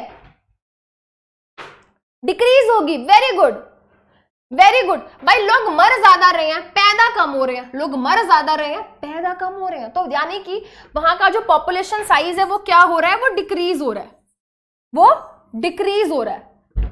अगर इसी का रिवर्स कर दें, अगर हम इसी का रिवर्स कर दें, एक एरिया है वहां पे, ठीक है, वहां पे डेथ रेट कम है, लोग जल्दी से मर नहीं रहे, मतलब हम नहीं चाहते कि वो मरे, ठीक है, बट वहां का जो मोर्टेलिटी रेट है वो काफी हाई है, बहुत ही स्पीड से नए नए बच्चे पैदा हो रहे हैं। ये इंडिया का हाल है, ठीक है, इंडिया का हाल है, बहुत स्पीड से हर 1-1.5 सेकंड में एक बेबी पैदा हो जाता है। यानी कि आज हमने 1-1.5 घंटे की क्लास करी, पता नहीं कितने हजारों बच्चे पैदा हो गए होंगे इंडिया में। तो भाई लोग मर कम रहे हैं, पैदा ज्यादा हो रहे हैं, तो पॉपुलेशन का साइज, पॉपुलेशन का साइज बढ़ेगा। वेरी गुड, बढ़ेगा भाई। नए नए बच्चे पैदा होते जा रहे हैं, जो ऑलरेडी हैं वो मर भी नहीं रहे हैं, ठीक है, तो पॉपुलेशन का साइज इंक्रीज होगा, ठीक है। एंड पॉपुलेशन में जब हम पॉपुलेशन की बात करते हैं तो वहां पे बहुत इंपॉर्टेंट एक कॉन्सेप्ट आता है, किसका, एक कॉन्सेप्ट आता है किसका, सेक्स रेशियो का, एक कॉन्सेप्ट आता है किसका, सेक्स रेशियो का, ठीक है, ratio of males and females in a population. भाई एक पॉपुलेशन है, उस पॉपुलेशन में कितने मेल्स हैं, कितने फीमेल्स हैं, ध्यान से सुन लो, एक पॉपुलेशन है, उस पॉपुलेशन में कितने मेल्स हैं, कितने फीमेल्स हैं, वो कहलाता है वहां का सेक्स रेशियो। सेक्स का मतलब यहां पे है जेंडर, व्हेन वी से सेक्स यहां पे उसका मतलब है जेंडर, जेंडर मतलब मेल या फीमेल। किसी भी पॉपुलेशन में कितने मेल और कितने फीमेल्स हैं वो वहां का सेक्स रेशियो कहलाता है। बट इंडिया की अगर हम बात करें बेटा, इंडिया में जो सेक्स रेशियो है वो इक्वल नहीं है। अगर हम कुछ स्टेट्स की बात करें जैसे कि हरियाणा, वहां पे female to male sex ratio बहुत कम है। अगर मान लें 1000 मेल्स हैं, है ना, अगर हम मान लें कि भाई 1000 मेल्स हैं तो वहां पे जो नंबर ऑफ फीमेल्स है वो 900 के आसपास, 900 से भी कम है, ठीक है। तो यानी कि 1000 लड़कों पे 900 लड़कियां हैं। तो बेचारे कौन से वो बदनसीब 100 लड़के होंगे जिनको शादी करने के लिए लड़की नहीं मिलेगी, ठीक है। अब थोड़ा बेटर हो गया, ठीक है। बच्चे कह रहे हैं मैम एसएसटी की क्लास कब स्टार्ट हुई, बेटा अभी हुई थोड़ी देर पहले, ठीक है। ऐसा क्यों है, क्योंकि इंडिया में, अब सुन लो भाई, बस तुम्हारे 2 मिनट ले रही हूँ, तुम्हारे बस 2 मिनट ले रही हूँ, सुन लो। एंड यहाँ पे बेटा सिर्फ हरियाणा की नहीं, बहुत सारे ऐसे स्टेट हैं जहाँ पे फीमेल्स कम है, ठीक है, फीमेल्स कम है। एक चीज होती है जिसको हम बोलते हैं फीमेल फोर्टिसाइड। सबसे पहली बात सुन लो, ये इलीगल है, इलीगल है, इलीगल है। फीटस, फीटस से आया foeticide, foeticide, female foeticide, female foeticide. Cide का मतलब होता है मारना, फीटस, फीटस मतलब वो जो अभी बच्चा पैदा भी नहीं हुआ है। एंड अगर वो फीटस क्या है, फीमेल है, यानी कि मदर की बॉडी के अंदर जो बेबी नहीं बोलना चाहिए, है ना, फीटस है, मदर की बॉडी के अंदर जो फीटस है, अगर लोगों को पता चलता है कि वो फीमेल है, but India, I don't know, but मेरी बात सुनो, इंडिया इतना प्रोग्रेसिव देश है, बट अभी भी ऐसे बहुत सारे लोग हैं जिनको ये लगता है कि फीमेल गर्ल चाइल्ड नहीं होना चाहिए। लोग नहीं चाहते कि उनके घर में बेटी पैदा हो। अनफॉर्चुनेटली लोग क्या करते हैं, लोग पहले पता लगवाते हैं कि भाई जो प्रेग्नेंट फीमेल है उनके वूम में जो बच्चा ग्रो एंड डेवलप हो रहा है वो मेल है या फीमेल, ठीक है। मैं ये नहीं बोल रही कि सब ऐसे हैं, बट है ऐसे कुछ अनएजुकेटेड लोग जिनको ये लगता है कि गर्ल चाइल्ड बोझ है, जब वो बड़ी होगी तो उसकी पढ़ाई में खर्चा करना पड़ेगा, उसकी शादी में दहेज देना पड़ेगा, हमें बहुत सारी डॉरी देनी पड़ेगी, पैसे खर्च करने पड़ेंगे, एंड इतना पैसा खर्च करेंगे फिर वो किसी और के घर चली जाएगी। तो लोगों को लगता है कि इतना खर्चा होगा, एंड पता नहीं लोग क्या सोचते हैं, बट लोग क्या करते हैं, उन फीटस को जो भी पैदा भी नहीं हुई हैं उनको वूम में ही मार देते हैं, उनको वूम में ही मार देते हैं बेटा, उनको जान से मार देते हैं, उनको पैदा भी नहीं होने देते। तो यही इसी चीज को हम बोलते हैं फीमेल फोर्टिसाइड, ठीक है। अगर लोगों को पता चलता है कि भाई जो फीटस है उसका सेक्स क्या है, उसका सेक्स फीमेल है, तो उस फीटस को मार देते हैं वूम के अंदर ही, इसी को हम बोलते हैं फीमेल फोर्टिसाइड। ये इलीगल है, ठीक है। So we have to save the girl child, ठीक है। तुम देख लो बेटा, तुम अपने लिए आज चाहते हो कि तुम्हारी शादी ब्याह हो जाए, ठीक है। अगर तुम चाहते हो तुम्हारी शादी ब्याह हो जाए तो इट इज इंपॉर्टेंट कि लड़कियों को बचा लो, ठीक है। अब तुम्हारी हो जाएगी, तुम्हारे बच्चों की कैसे होगी, क्योंकि अगर तुम सारी लड़कियों को मार दोगे तो obviously who will give birth to boys as well. अगर तुम ये भी चाहते हो कि भाई लड़के हो तो बेटा लड़का पैदा करने के लिए भी लड़की चाहिए। Harsh truth, but this is truth, है ना। चलो, अब क्वेश्चन दिमाग में घूम रहा है कि मैम ऐसे कैसे पता चल जाता है पैदा होने से पहले ही कि बॉय है या गर्ल। तो भाई देखो, इंडिया में एक जो प्रोसेस है जिसको नाम हम बोलते हैं एमनियोसेंटेसिस, ये क्या है बेटा, ये बैंड है, ये बैन है, ठीक है। इसको इंडिया में इलीगल माना जाता है। क्यों भाई, क्यों? सुन लो जरा, सुन लो, बस तुम्हारा 2 मिनट लूंगी, बस 2 मिनट लूंगी, 2 मिनट। देखो बेटा, ये क्या है, ये यूट्रस है, ठीक है। यूट्रस के अंदर बेटा इम्प्लांटेशन होने के बाद यहाँ पे प्रॉपर ग्रोथ एंड डेवलपमेंट होती है। तो यहाँ पे अंदर एक थैला बनता है, एक सैक बनता है, जिसको हम बोलते हैं एमनियोटिक, इसको हम बोलते हैं एमनियोटिक सैक, ठीक है। इसी के अंदर क्या हो रहा है बेटा, इसी के अंदर इस तरीके से प्रॉपर, ठीक है, प्रॉपर, ये तो मैंने फूल बना दिया भाई, प्रॉपर ग्रोथ एंड डेवलपमेंट हो रही है। एक क्या हो रहा है, फीटस की ग्रोथ एंड डेवलपमेंट हो रही है। अब होता क्या है बेटा, इस थैले के अंदर ये जो बच्चा क्या कर रहा है बेटा, फीटस ग्रो एंड डेवलप कर रहा है, यहां पे क्या होती है बेटा, यहां पे फ्लूइड भरी होती है, यहां पे फ्लूइड भरी होती है, यहां पे ढेर सारी फ्लूइड भरी होती है, जिसको हम बोलते हैं एमनियोटिक फ्लूइड। क्या बोलते हैं हम इस फ्लूइड को? इस फ्लूइड को हम बोलते हैं एमनियोटिक फ्लूइड।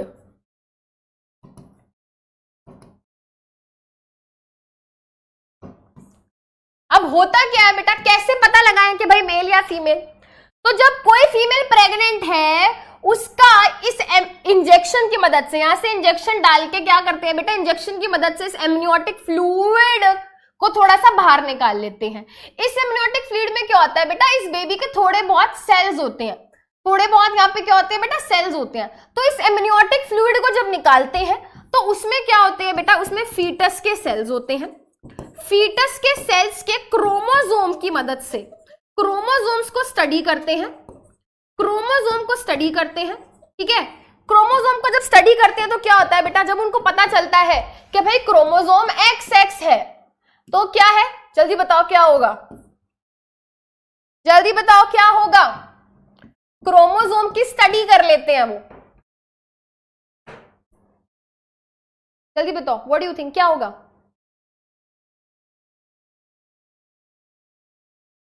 जल्दी से बता दो बेटा, बस आखिरी स्लाइड है ये, आखिरी स्लाइड है, आखिरी स्लाइड है। क्रोमोसोम की, very good very good, girl child, ठीक है।